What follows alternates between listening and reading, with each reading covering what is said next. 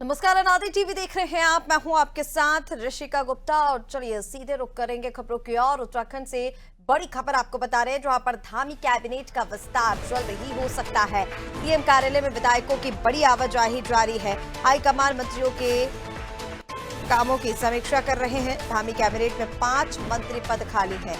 मंत्री बनने वाले विधायकों की उम्मीदें बढ़ चुकी हैं। चर्चाओं में कई विधायकों के नाम है। सभी क्षेत्रों को बराबर प्रतिनिधित्व देने की तैयारी है। बड़ी खबर आपको बता रहे हैं, धामी कैबिनेट का विस्तार हो सकता है।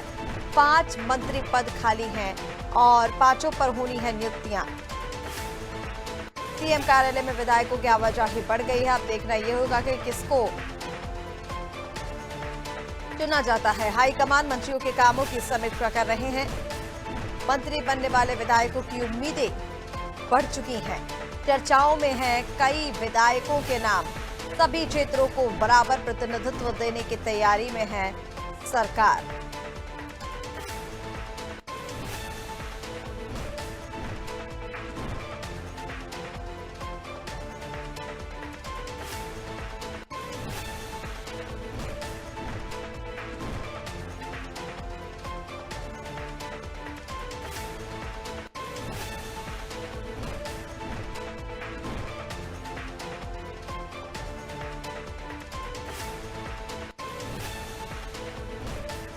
और चलिए इसी पर ज्यादा अपडेट के लिए हमारे साथ उत्तराखंड से state bureau head Sonu Singh phone line पर जुड़ गए हैं।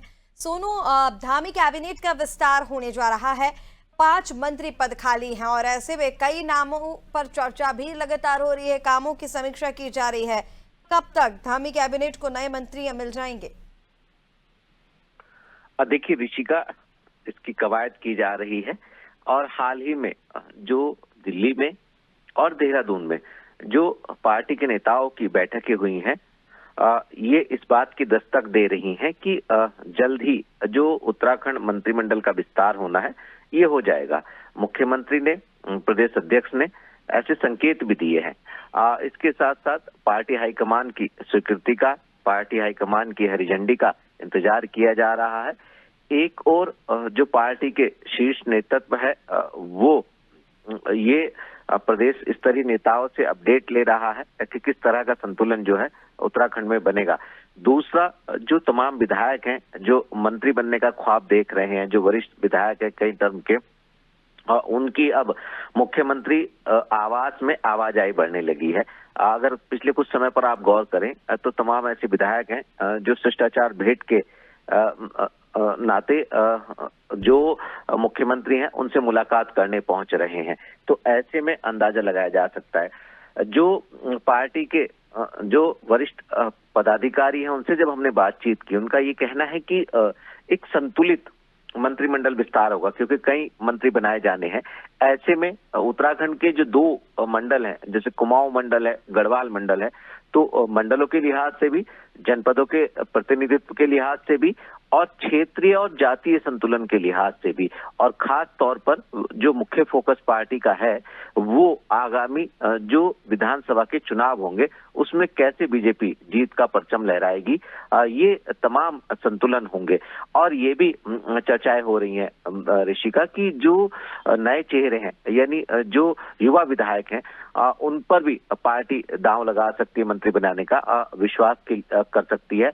इसके साथ साथ जो जातीय समीकरण में फिट बैठते हैं, हम कह सकते हैं विधायकों को, उनको भी मंत्री पद की जिम्मेदारी सौंपी जा सकती है। तो ऐसे में अब देखना होगा जो तमाम विधायक जो हैं जिनकी मुख्यमंत्री से मुलाकात हुई है, क्या इनमें से भी मंत्री बनाए जाएंगे या फिर युवा चेहरों पर ज्यादा फोकस किया जाएगा। और जो तमाम संतुलन जिनकी हम बात कर रहे हैं, इन सभी संतुलनों को साधा जाएगा, ये देखना होगा।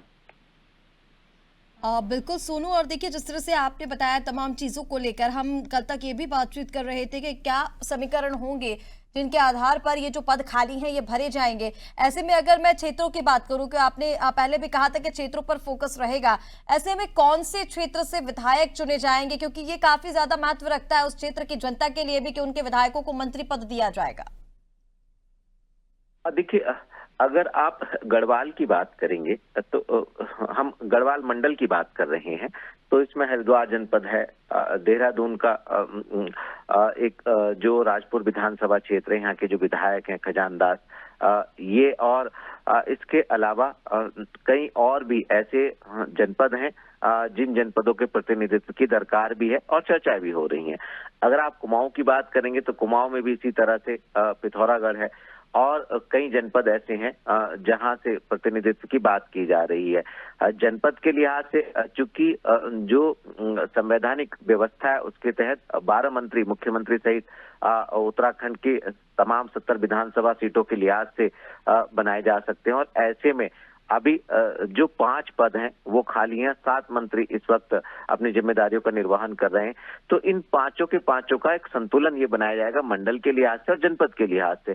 अब ये देखना होगा कि क्या किसी जनपद से, एक ही जनपद से 2 मंत्री बनाए जा सकते हैं और इसके साथ साथ प्रत्येक जनपद से क्या जो मंत्री का प्रतिनिधित्व है वो हो पाएगा। ये तमाम चर्चाओं का विषय है और ऐसे में जो चर्चाएं की जा रही हैं, इन चर्चाओं पर आखिर कब तक विराम लगेगा ये भी देखना होगा और कब तक ये फाइनलाइज हो जाएगा ये भी देखना होगा ऋषिका।